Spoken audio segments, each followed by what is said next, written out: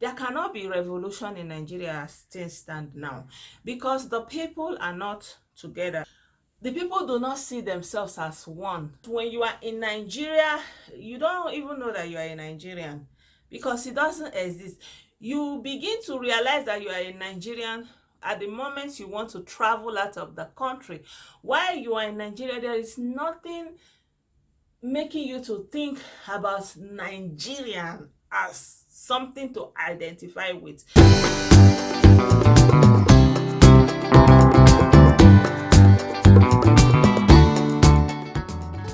Hi everyone, how you all doing? Good day to you all and welcome back to another episode of my Blessed on YouTube channel.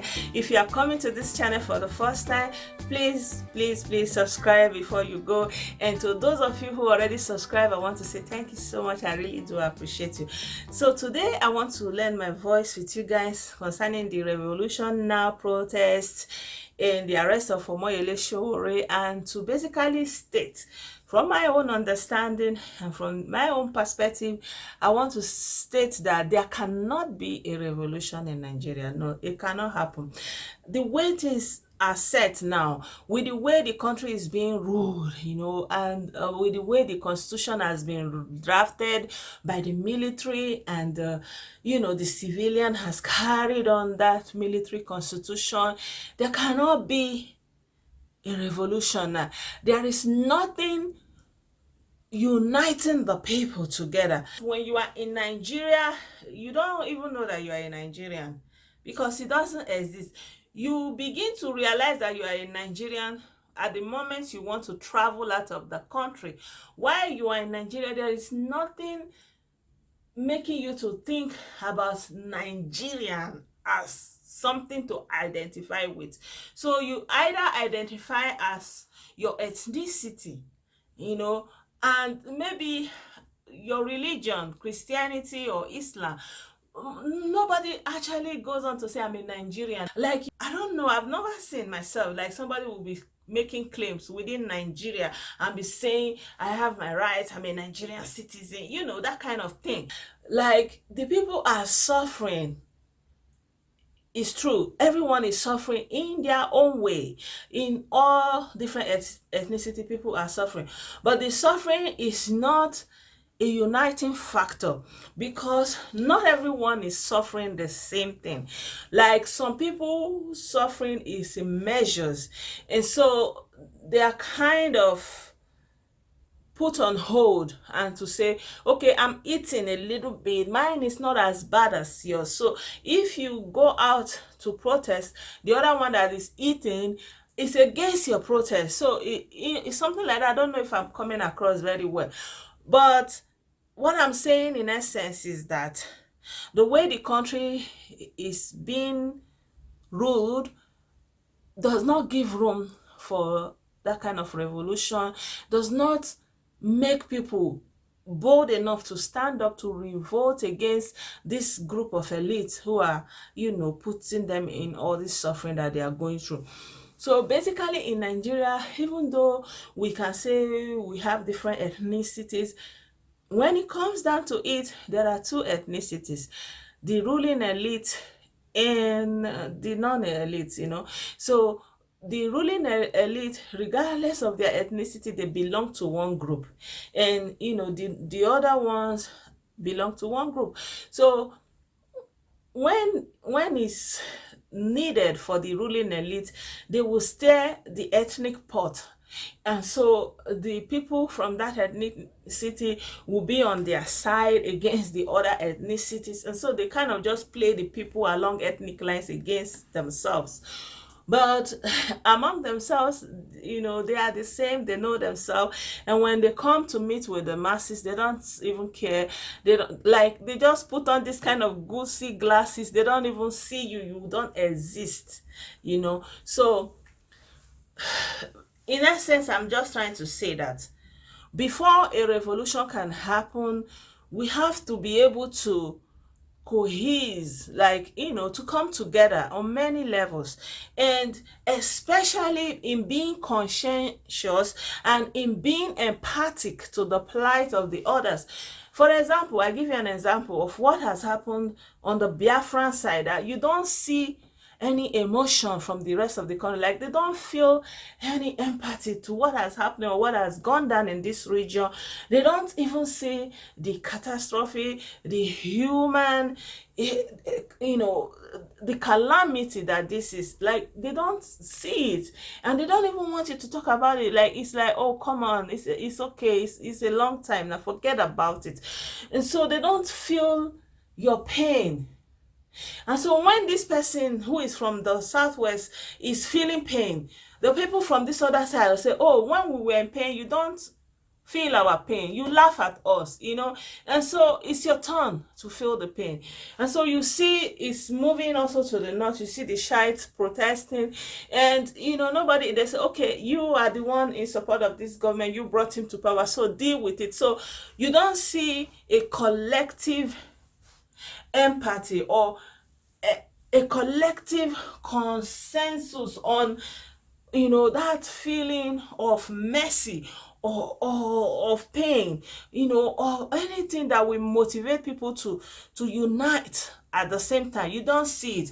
And so it's going to be difficult. And even within each ethnic group, when a lot of people are suffering, a few are also benefiting from the few that are benefiting, that are the elite.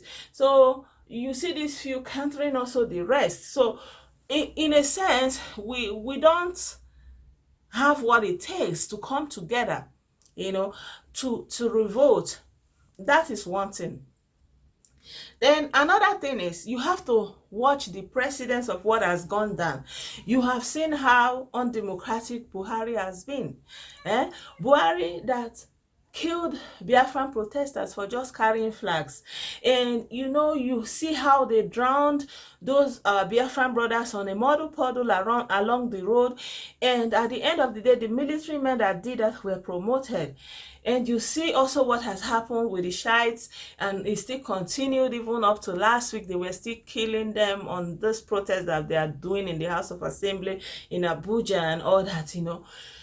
I think calling for a protest now is like, okay, you know what is going to happen, that they are going to clamp down anyways, because what is going to make this revolution protest exceptional is the same thing.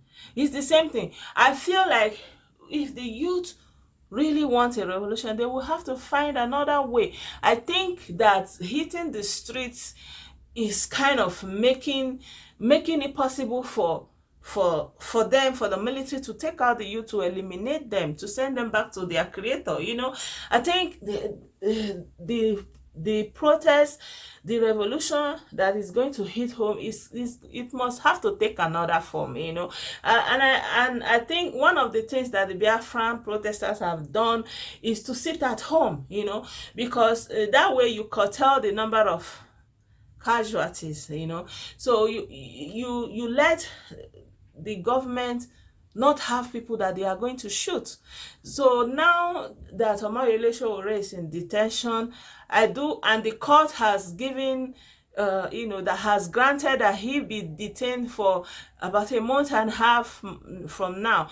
So I don't know how this is going to go, but I will hope that the protest that will be effective towards his release should not be on the streets, because it's going to be the same targets that they are going to be killing: the youth, the young people who are the future. So I think that the protests that can follow should be indoors, you know, sit at home, you know, I don't know, I don't want to say anything, you know, to put ideas in anybody's mind, but you get what I'm saying, you know. So you should be able to think ahead. This protest of hitting the street in Nigeria right now under President Buhari is not going to work. It's more like a death sentence, you know. So in a way, I think that it is necessary to revolt. It is all like it is needed. It is all everything we would desire. But what is the possibility that we're going to have the outcome that we desire from it? It's like zero. So what is this point in doing something that is not going to bring you any reward? So I hope that those of his followers and those of his supporters who go on protest will devise other means of protecting themselves against the military, against the police and stuff like that, so that, you know, we don't have more casualties like we have suffered on the Biafran side. And I hope that going forward that we should be able to come together as one unit. So when the Biafrans are protesting, that you show concern and understanding and support, so that when something like this happens, the Biafrans too will be supporting without anybody thinking that they have ulterior motives, and that the other people, the people from the middle belt or from the north, will be able to join. So if any part of the country is going through any problem, it is important for the youth to begin to see themselves as one, even though they have not been programmed to see themselves as one. So whether you are Igbo, whether you are Yoruba, whether you are Hausa, whether you are Edo, whatever ethnicity you are, it is important that you begin to see yourselves as one, because when you are not in Nigeria, nobody sees you as anything different, you know, and in the long run, that's what's going to matter. So it's important that we kind of find a way to overcome these bridges that the elite and the ruling people have put between us, that we don't see ourselves as one, and we don't see what pains the other as, you know, something important. We don't feel any empathy or mercy towards our fellow countrymen because we happen not to be in the same ethnicity. And this is planned. This is, you know, this is designed to be so by the ruling elite and by these elderly ones. And the future belongs to the youth, to the oppressed. So this is in one way you can start. So when the youth begin to see themselves as one, when the youth begin to rally together as one, begin to feel the pain, you know, the pulse of each other as one, not as different ethnicity, then when you are calling for revolution, it will make more sense, and, you know, it will bring a lot of people towards the cause, not some, you know. So I think this is what needs to be done first. We need to undo these divisions first, and we need to overcome the divisions in our minds. You know, we need to overcome these divisions first of all, and try to see ourselves as one people who have one oppressor, you know, because if you look at it in a larger scale, you see that this is the same reason why anybody can come to Africa and conquer it. This is why the Arabs came and conquered it. And this is how the Europeans came and conquered it, because Africans don't see themselves as one. They don't see themselves as one people, like black people or whatever, you know. But they see themselves as their ethnicity. And so when the foreigners come in, they take advantage of that, you know, that differences, and, you know, conquer every one of them. And this is the same principle the elite is using to conquer and dominate on the majority. This is all I have to say for now. I don't know if I captured all the points I want to make in this video. If not, I'm going to continue in another video. But until then, please consider subscribing to this channel.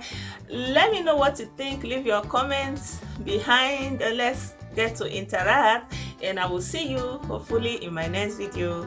Bye for now.